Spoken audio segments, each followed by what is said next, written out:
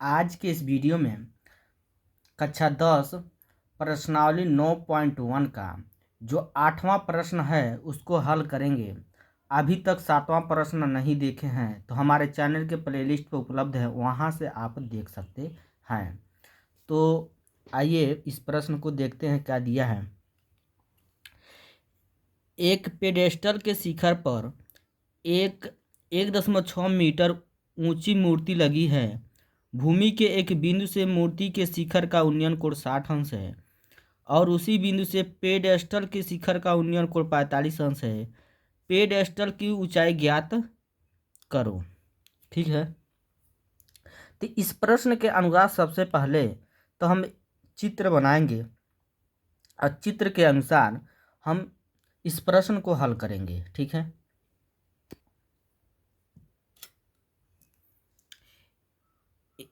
एक पेडेस्टल के एक पेडेस्टल बना दिए हैं। ठीक है, जो पेडेस्टल जो बीसी है और पेडेस्टल के शिखर हमारा ऊपर, यहाँ पे ऊपर शिखर पर एक एक 1.6 मीटर ऊंची मूर्ति लगी है। यानी इसके ऊपर एक का लगी है, हमारा मूर्ति लगी हुई है। ठीक है, किसके ऊपर? तो पेडेस्टल के शिखर के ऊपर। ठीक है, ये हमारा ए बी जो क्या क्या हो गया, हमारा एक मूर्ति हो गया। अब उसके बाद दिया है भूमि के एक बिंदु से, तो भूमि के एक बिंदु हम यहाँ पे ले लेते हैं। उस बिंदु से मूर्ति के शिखर का उन्नयन कोण 60 अंश है। तो मूर्ति के शिखर का मतलब यहाँ पर कितने अंश से उन्नयन कोण, मतलब इस बिंदु से ऊपर की तरफ उन्नयन कोण, ऊपर की तरफ देख रहा है, उन्नयन कोण बना रहा है। कितने अंश का कोण बना रहा है हमारा? तो 60 अंश का कोण बना रहा है। ठीक है, यहाँ पर ऐसे फिर मिला देंगे हम, तब यहाँ पर कितने अंश का कोण बना रहा है हमारा? 60 अंश का।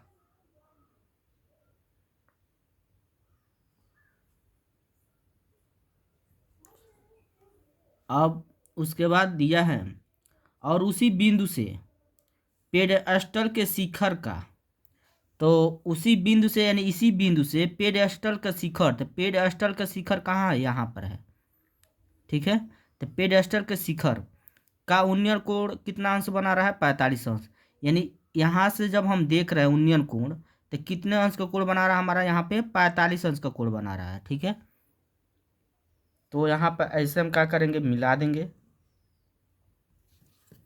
कितने अंश का कोण बना रहा है हमारा? 45 अंश का बना रहा है।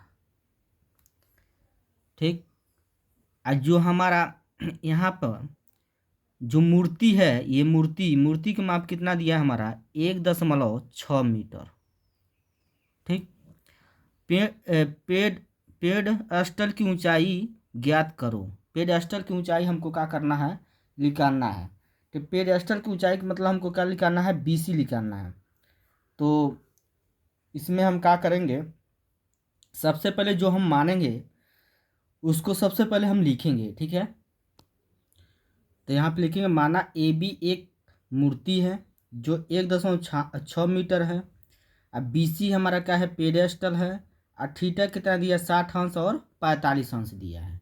ठीक है, अब हमको निकालना क्या है? बी सी का मान निकालना है। तो सबसे पहले हम क्या करेंगे, समकोण त्रिभुज लेंगे हम, बड़ा त्रिभुज हम पहले लेंगे। ठीक है, यहाँ पे लिखेंगे समकोण त्रिभुज,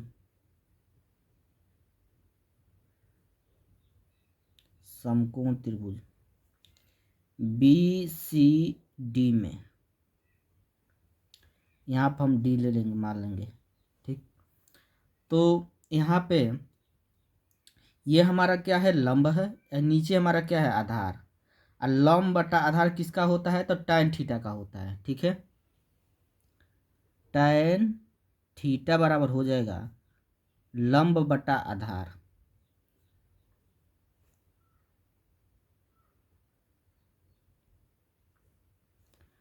tan थीटा का जगह ही कितना हो जाएगा? बड़ा त्रिभुज में कितने अंश का कोण बना रहा है हमारा? तो 60 अंश का कोण बना रहा है। ठीक है, कितने अंश का? तो 60 अंश का, 60 अंश का। यहाँ पर 60 अंश हो जाएगा बराबर लंब, लंब क्या है? ए से लेकर सी तक है, तो यहाँ पे ए सी बटा आधार क्या है, सी डी है। अब मान रखेंगे tan 60 का मान कितना होता है, √3 बराबर उतार देंगे। अब ए सी, ए से लेकर सी तक क्या है हमारा 1.6 मीटर, अब प्लस का हो जाएगा BC, 1.6 प्लस BC बटा CD, CD जैसे है, CD का मान नहीं दिया है तो CD उतार देंगे। अब फिर यहाँ पे क्या करेंगे, हम इसका गुणा हम इसमें करेंगे, CD गुणा किस में करेंगे, √3 में, तो हमारा हो जाएगा √3 CD बराबर उतार देंगे। फिर इधर क्या है हमारा 1.6 प्लस BC, ठीक। इसको हम मान लेंगे समीकरण नंबर 1।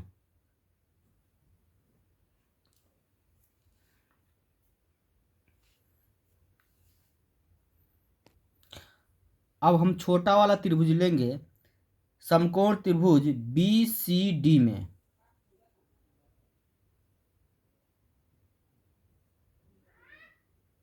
समकोण त्रिभुज BCD में। अब इसमें भी हम ये लंब और आधार लेंगे, तो लंब और आधार किसका होता है, तो tan थीटा का होता है।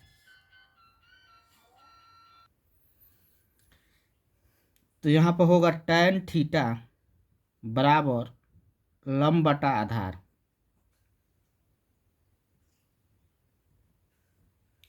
tan थीटा, tan थीटा की जगह हमारा इस त्रिभुज में कितने अंश का कोण है, हमारा 45 अंश है, यहाँ 45 अंश होगा बराबर लंब क्या है, BC है, लंब कितना है BC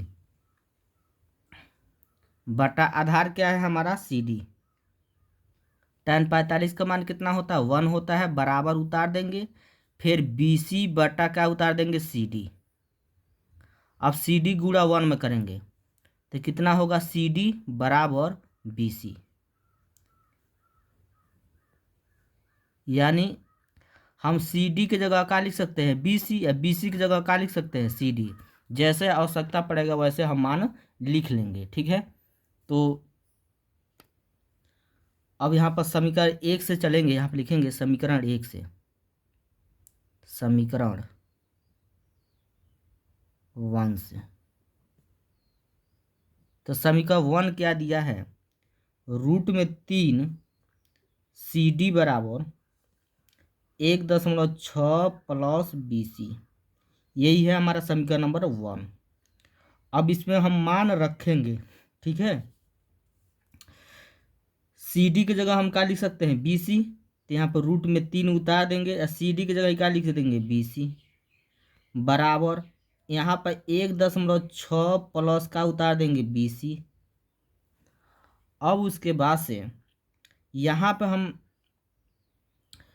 BC को हम क्या करेंगे, इस BC को ट्रांसफ़र इधर करेंगे, पक्षांतर करेंगे BC की तरफ, तो यहाँ पर √3 BC, ये BC इधर आएगा तो माइनस में BC हो जाएगा बराबर 1.6। अब इसमें इन दोनों में से हमारा कॉमन क्या हो सकता है, तो दोनों में क्या है, BC है, तो यहाँ BC कॉमन ले लेंगे तो बचेगा, यहाँ क्या बचेगा, √3 -1 बराबर उतार देंगे हम 1.6। जो BC के पास है वो कहाँ आएगा, हमारा नीचे, तो BC बराबर हो जाएगा 1.6 बटा √3 -1। अब हर का परिमीकरण करेंगे, तो यहाँ पर लिखेंगे हर का परिमीकरण करने पर, हर का परिमीकरण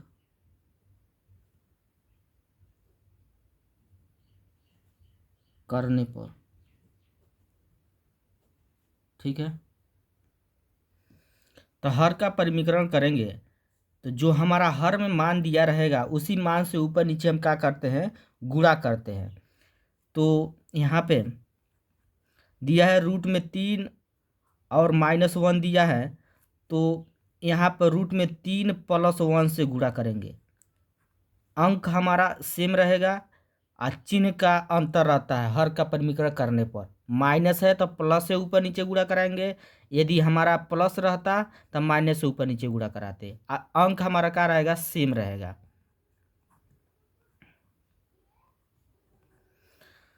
BC बराबर हो जाएगा, हम इसका गुणा इसमें करेंगे तो हो जाएगा 1.6√3 + 1।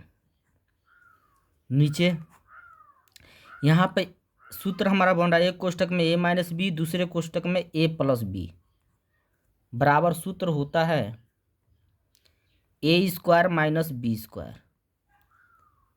अब यहाँ पर मान हम रखेंगे, a का मान का दिया है √3, तो √3² - b², b की जगह 1 दिया है तो 1 का स्क्वायर। यहाँ पर हो जाएगा BC बराबर